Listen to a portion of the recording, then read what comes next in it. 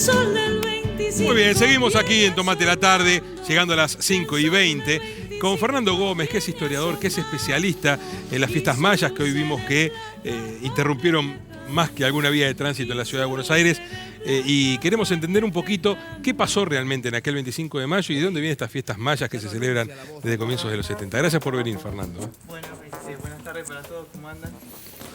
Bueno, las fiestas mayas en general tuvieron mucha presencia, fueron muy importantes en el siglo A ver, XIX. vamos a arreglar lo del... Ahí está. A ver, Ahí sí. ¿está bien? Perfecto. No, te contaba que las fiestas mayas se festejan desde 1811. O sea, al año siguiente. Al año siguiente. Claro, de la Revolución. Y lo que sucedió fue que ese festejo tomó muchos elementos de lo que eran los festejos religiosos, ¿no? Yo hice una investigación puntualmente y lo que se veía era que, como les decía, había unas características particulares de los festejos que quedaron en lo que la gente entendía que era la posibilidad de festejar, o sea, cómo festejarlo, ¿no?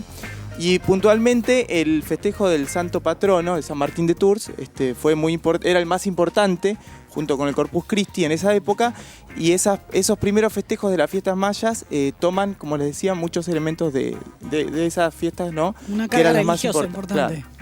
Claro. Las fiestas mayas en 1813 se consagran, podríamos decir legalmente, formalmente, cuando la asamblea del año 13, la famosa, bueno, entre las tantas medidas que toma la medida de oficializar los festejos, ¿no? Las fiestas mayas. Mira, yo te decía lo de comienzo de los 70 por lo que tiene que ver con lo deportivo, esto de la carrera y demás, que eso sí creo que nace con la oral deportiva en el 71. Claro.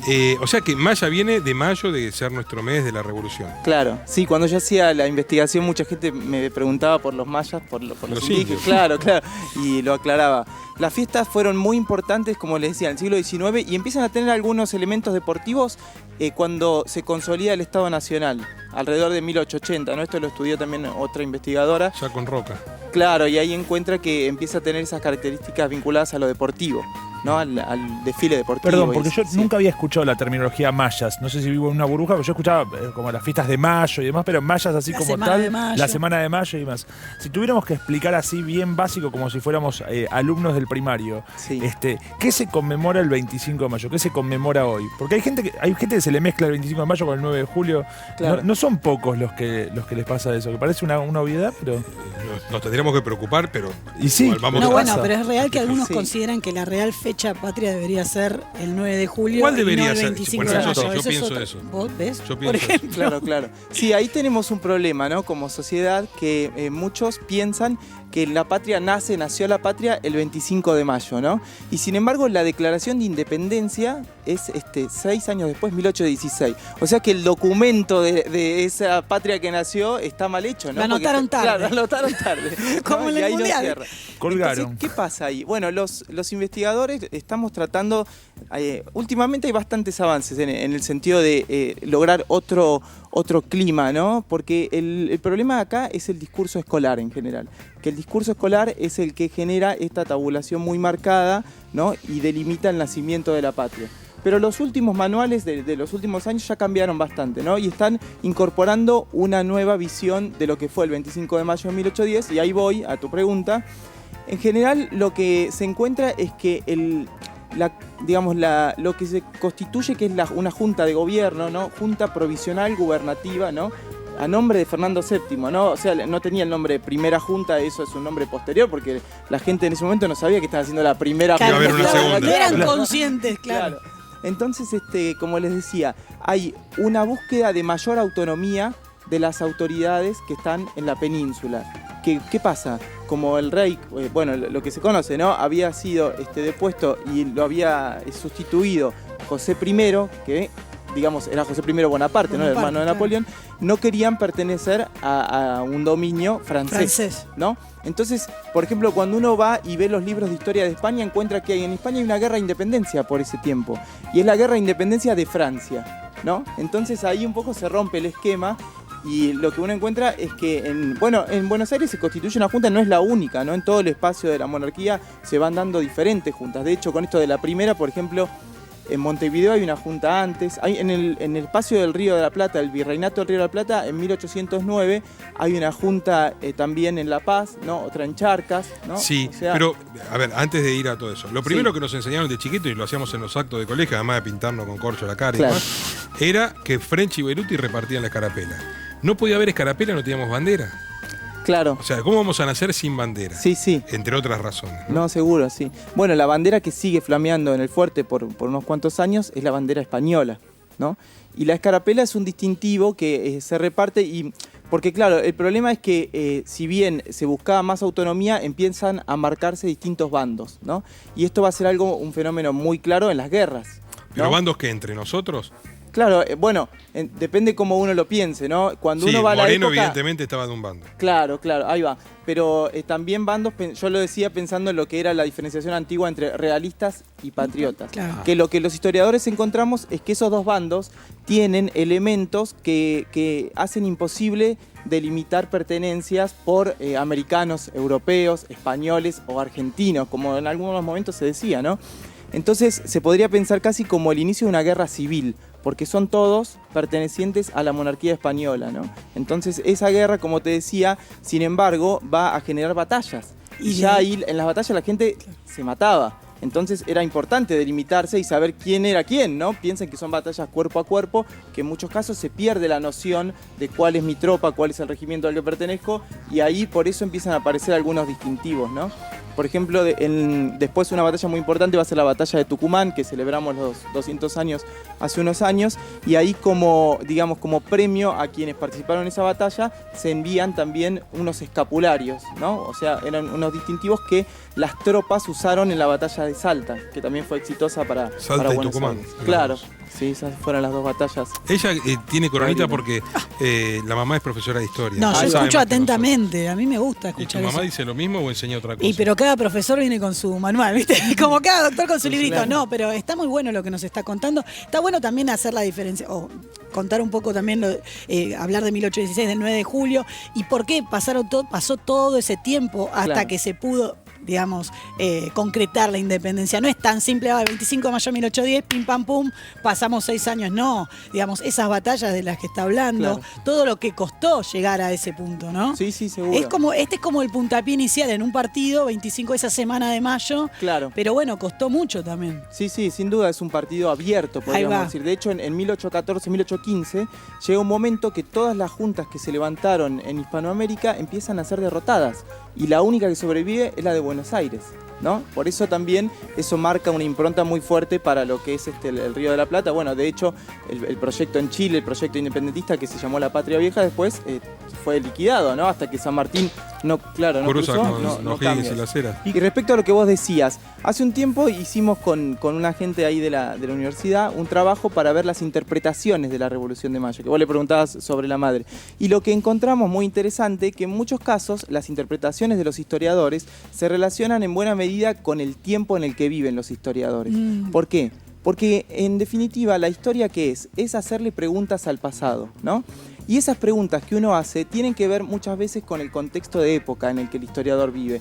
Entonces, si bien todos tenemos que trabajar con una rigurosidad, una meticulosidad, como seguro hacía la madre de ella, las preguntas que hacía quizá eran diferentes. Porque no sé cuántos años tiene tu mamá, pero me imagino que en el periodo que estudiaba, por ejemplo, había, muchos golpes militares, ¿no? La historia argentina del siglo XX está marcada por eso. Entonces, los historiadores tenían este problema de pensar también, ¿no?